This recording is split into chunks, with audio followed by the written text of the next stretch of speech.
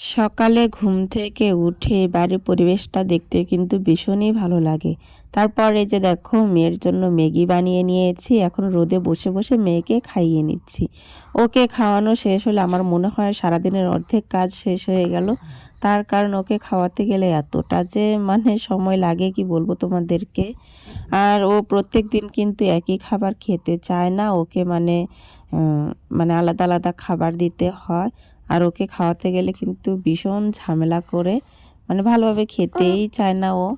তো যাই হোক, ওকে খাইয়ে দাইয়ে ঘুম পাড়িয়ে দেব। দেওয়ার পর আমি সংসারের সমস্ত কাজ করব। আমার হাজব্যান্ডও কিন্তু বাড়িতেই আছে।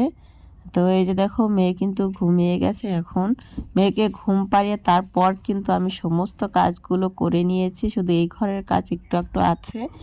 এই যে বড় ঘরের কাজ কিন্তু সমস্ত করা হয়ে গেছে। ঘর দুয়ার একদম পরিপাটি পরিষ্কার করে নিয়েছি। ঘর দুয়ার যদি এলোমেলো থাকে তাহলে কিন্তু একদমই ভালো লাগে না। তো মেয়েকে ঘুম পাড়িয়ে প্রথমে ঘরটাই গুছিয়ে নিলাম। এখন মুছেও নেব। আর এই ড্রেসিং টেবিলটা একদম ধুলো ধুলো হয়ে গেছিলো। যেহেতু আমাদের গ্রামের বাড়ি সেই জন্যে কিন্তু উঠোনে তো অনেক ধুলো থাকে। আমাদের উঠোন তো আর পাকা নয়, সেই জন্য সমস্ত ধুলো কি হয়, বাতাস উঠলেই আর কি ঘরে এসে পড়ে। তো এই যে এই ড্রেসিং টেবিলের ভিতরটাও কিন্তু ভালো করে গোছগাছ করে নিয়েছি, মুছে টুছে একদম পরিষ্কার করে নিয়েছি।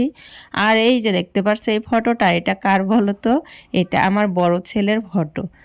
মোবাইলে তুলে তারপর এরকম করে বেঁধে এনে রাখা হয়েছে। তো রেখে দিয়েছি স্মৃতি হিসেবে। আর এই দেখো পুচকিটা ঘুম থেকে উঠে পড়েছে। এখন ওকে নিয়ে কিছুক্ষণ আর কি খেলাধুলা করতে হবে, ওকে সময় দিতে হবে। ও এখন একদমই আমাকে কাজকর্ম করতে দেবে না। ওর সাথে বসে আছি, খেলাধুলা করছি, কি বলবো। আর এই সব আমি ভিডিও করে রাখছি তার কারণ এগুলো স্মৃতি হয়ে থাকবে পরবর্তীতে। তো ওর সাথে অনেকক্ষণ সময় কাটিয়ে এই যে মেয়ের জন্য চাল ডাল বসিয়ে দিয়েছি আর মাছ ভাজা করে নিয়েছি। আজকে চাল ডাল সেদ্ধ করে তারপরে মাছ ভাজা দিয়ে ভাতটা খাওয়াবো। আর এই পুতুলটা তো রাখেই না কোনো সময়, ওর হাতেই থাকে। বাইরে খেলতে যাবে, যাই করবে ওর হাতে থাকবেই। তো মাঝে মধ্যে যদি ওর রাগ উঠে যায় তাহলে কিন্তু ফেলে দেয়, আবারও গিয়ে আবার তুলে নিয়ে আসে। তো ভীষণই ভালো লাগে এসব আমার দেখতে। তো যাই হোক, তো এখন এই যে ডাল ঘুটনি দিয়ে একটু ভাতটা একটু গলিয়ে নিচ্ছি যাতে ওর খেতে সুবিধা হয় আর তাড়াতাড়ি হজম হয়ে যায়। আর মাছটা ভালো করে কাটা বেছে নিয়েছি, এখন এই যে মিশিয়ে নিচ্ছি। ওই শুধু শুধু না চাল ডাল ও খেতে চায় না, যদি আর মধ্যে মাছ ভাজা টাজা হয় তাহলে কিন্তু ও খুবই ভালোভাবে খেয়ে নেয়। আর এই দেখো আমার পুচকিটার কাণ্ডটা দেখো একবার তোমরা, এত দুষ্টু হয়েছে, ও পড়তে বসেছে। আমি শর্ট ভিডিওতেও কিন্তু দিয়ে দিয়েছিলাম এই ভিডিওটা। ও সবসময় একটা কিতাব দেখলেই কোনো লেখা যদি থাকে সেই কিতাবের মধ্যে ও বলবে এ এ এ, নখ দিয়ে ধরে ধরে বলবে, এমনি বলবে না। মনে হয় কত পড়াশোনা জানে এরকম। তো আমার এসব ভীষণই ভালো লাগে। আর বড় ছেলেও কিন্তু পড়তে বসেছে আর ওর পড়া হয়ে গেছে। এখন এই যে দুষ্টুমি করছে, লিখছিল। আর দেখো মুখটা কি বানায়, কি যে বলবো তোমাদেরকে, এত দুষ্টুমি করে না, আমার ভীষণই ভালো লাগে। তো 3 ভাই বোনের এই দুষ্টুমিগুলো আর কি ভিডিও করে রাখছি আর কি, যাতে ওরা বড় হয়ে দেখতে পারে ওরা ছোটোবেলাটা কিভাবে কাটিয়েছে। আর এই দেখো দুষ্টুটার কাণ্ড দেখো, কি যে বলবো, বলার কোনো ভাষা নেই, এত দুষ্টু এত দুষ্টু।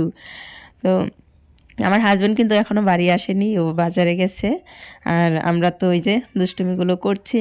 এখন ভাবছি যে একটু চা খাবো, সন্ধে হয়ে গেছে, তো চা বানিয়ে নেব। আগে বললাম ওদের ছেলেদেরকে বললাম যে তোরা পড়াশোনাটা করে নি, তারপরে চা দিই। পড়তে পড়তে গলাটাও শুকিয়ে যায়, একটু খিদের ভাব হয়ে যায় সন্ধ্যেবেলাটা। তো ওদের পড়া তো হয়েই গেছে, এখন মেয়ে দুষ্টুমি করছে আর তো পড়বেই না। 3 ভাই বোন এখন খেলাধুলা করবে। তো এখনই চাটা বানিয়ে দেব। আর ও ব্রাশ করছে, দেখো বড় মানুষের মতো ব্রাশ করছে, করে আবার থুথু ফেলছে, এত দুষ্টু, ভীষণ ভীষণ দুষ্টু। আর এখানকার সবাই ওকে ভীষণই ভালোবাসে, ওর এই নাটকগুলো দেখে না ভীষণই সবাই ভালোবাসে। একদিন যদি না দেখে আমি যদি নিয়ে না যাই, ওরাই চলে আসবে দেখার জন্য, নিয়ে গিয়ে আর কি রাখবে। আর এই দেখো আমার ছোট ছেলে, ও বেশিরভাগ ক্যামেরার সামনে আসতে চায় না, তার কারণ ওর একটা দাঁত পড়ে গেছে আর কি। যদি বলা গেল যে দাঁত বুড়া তাহলে শেষ, ও কান্নাকাটি করে একদম একাকার করে দেয়। সেজন্য যেন বেশি আসতে চায় না, ও মানে হেসে ফেলে ক্যামেরার সামনে আসলে। তো আমি বেশি জোর করি না, যে হয়তো লজ্জা পায় সেজন্য আর জোর করি না। এখন এই যে লাল চা প্রথমে বানিয়ে নিয়েছি, এখন এর মধ্যে দুধ ঢেলে দিলাম, গাখির চা হয়ে গেল। আর 1 পোয়া গাখির দিয়ে কিন্তু আমি চাটা বানিয়ে নিলাম। তো চা দিয়ে এই ভিডিওটা তোমাদের সাথে শেষ করলাম, এখন চাটা খেয়ে নেব। তো সবাই ভালো থেকো, সুস্থ থেকো, সাবধানে থেকো। আর ভিডিওটা যদি ভালো লাগে তাহলে একটা সাবস্ক্রাইব করে দিও।